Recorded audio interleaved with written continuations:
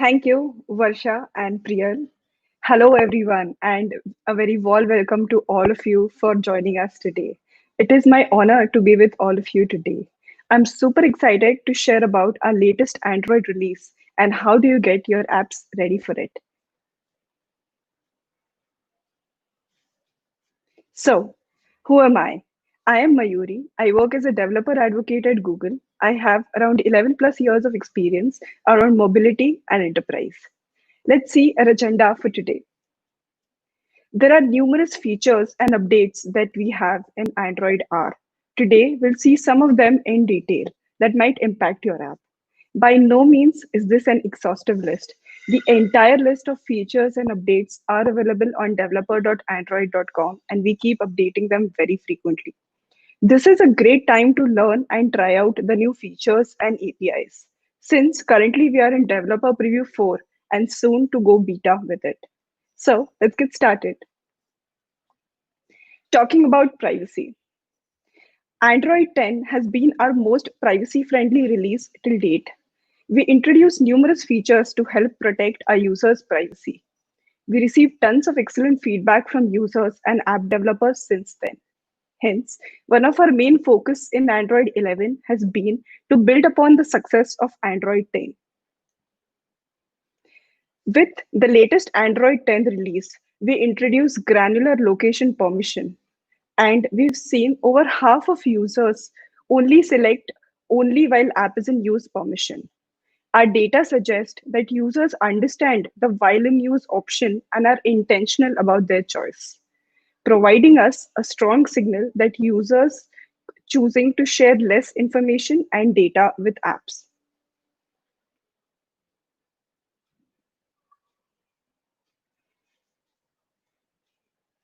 We also introduced a background location reminders in our Android 10, and our data suggests we have higher user engagement with those notifications. Over 65% of users choose to move from allow app in background to uh, allow while app is in use, and hence we want to improve on that. So Android 10 changes paved us our way to evolve as a platform to to bring greater protection of users' data. We have different variety of features in Android 11 ranging across permission changes, foreground service types, scope storage, package visibility, data access auditing, which is a very interesting feature, lot of these features. So let's dive deep into some of these features. And let's talk about one-time permission change. When given a choice, users are choosing to share less private data with their apps. We also saw that there are many apps which request background location access when they do not need it. So we asked our users about what other types of data are important for them.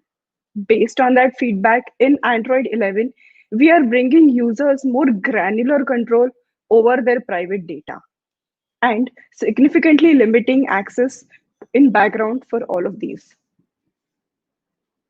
So when users are given a choice, what data is private to them and what would they not like to share in background with apps, we got three answers: camera, location, and mic. Hence, we are significantly limiting access in background for all of these permissions. As seen, our users said that they would like to restrict background access and try it one time and then significantly improve when they start trusting the app. Beginning Android 11, users will able to grant a temporary one-time permission for location permission request. This is in order to better protect users' privacy and make life easier for them. Also, for microphone access, suppose there's a conferencing app that is rarely being used. Users can make voice only calls, but they do have an option to not permanently commit to the record audio permission, and hence this one time permission. Also, for camera access, if the same app also supports video call, then the app would request record video permission, and we give our users option there.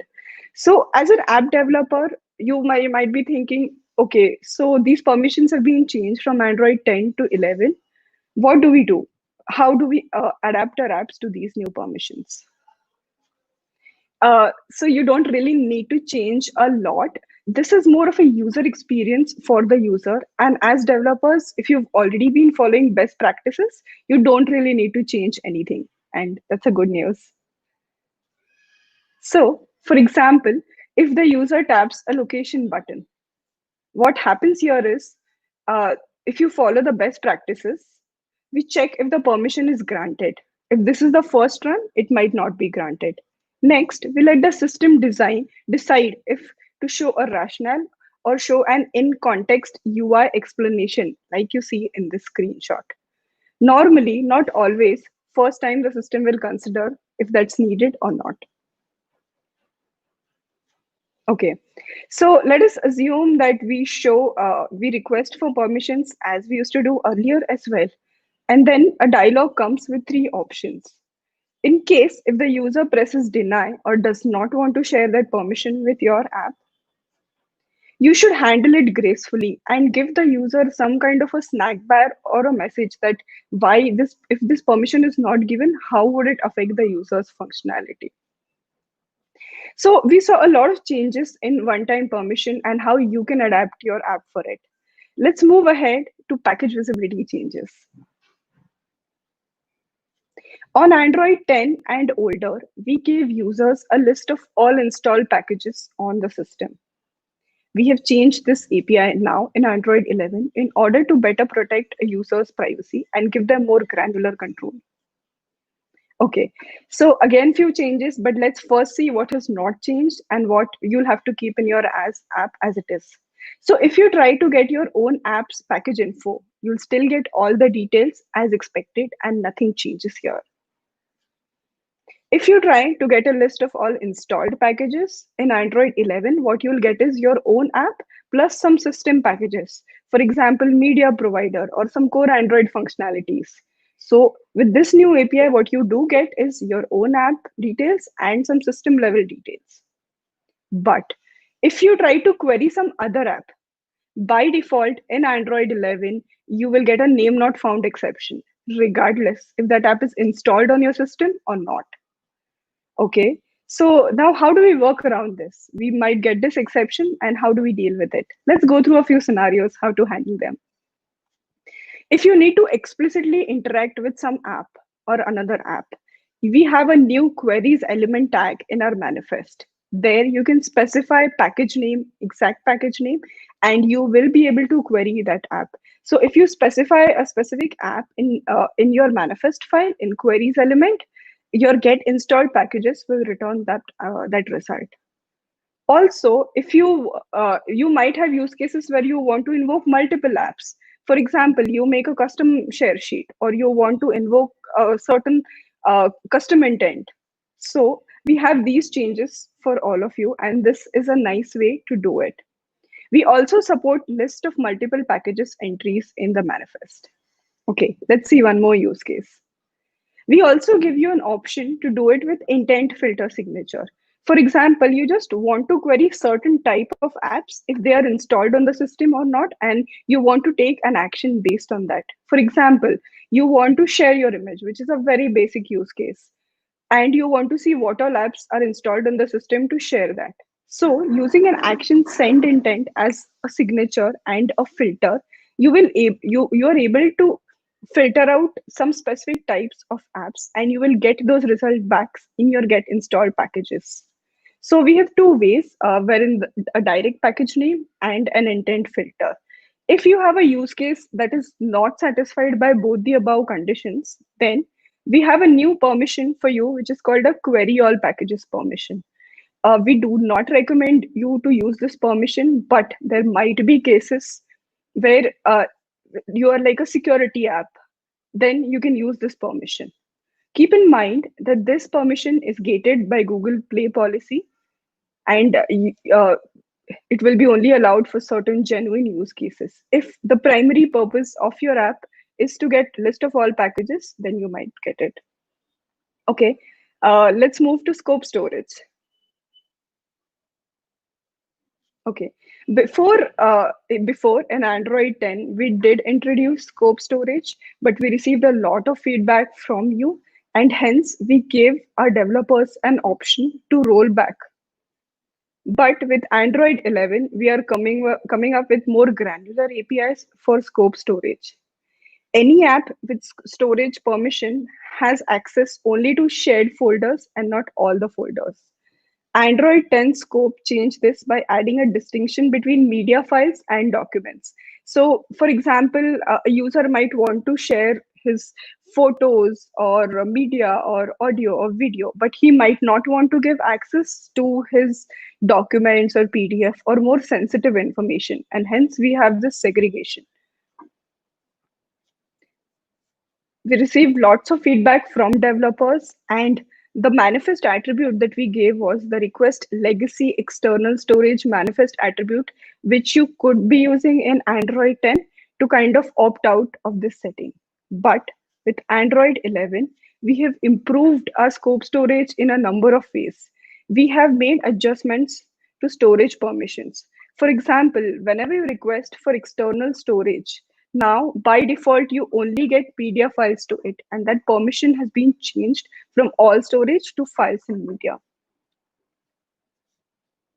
In Android 10, we required users' consent to edit or delete media that is not contributed by your app.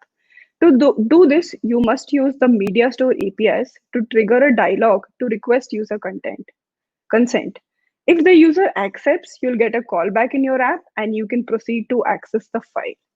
In Android 11, we have improved the user content and given you a bulk edit access where you can request for multiple apps, for multiple files, the edit permission at the same time. And let us see how do we do that. Okay. In this sample code, you see is the first line where you provide a list of content URIs where you can list out all your media URIs which you want to kind of edit. And that's a easier way to do it now.